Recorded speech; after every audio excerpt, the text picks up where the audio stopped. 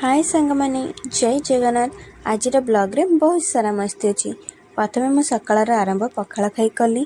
तापर आम दिवाली प्रिपरेशन घर कलर करदेलु। तापर मत खीरी खाइबा को इच्छा है, मु छेना खीरी बनईदेली। छेना खीरी रेसिपी मु आगु अपलोड कर देछि। छेना खीरी बन सारी मुझे झील सहित खेलवा आरंभ करदेली। खेली सारी माँ डाकिला धनतेरस सुना दुकान जावाक। आम बाहरी गलु सुना दुकान को। सुना दुकान को जाई सेठे आम आग सुना चूड़ी देखिलु। तापर आम रूपा व्रत देखा आरंभ कलु। रूपा व्रत देखी आमको एटा चॉइस है, आम धरिकी आसिलु। तापर घर को आसिकी मु अटा हलदी और क्षीर रे दीप बनवा स्टार्ट करदेली।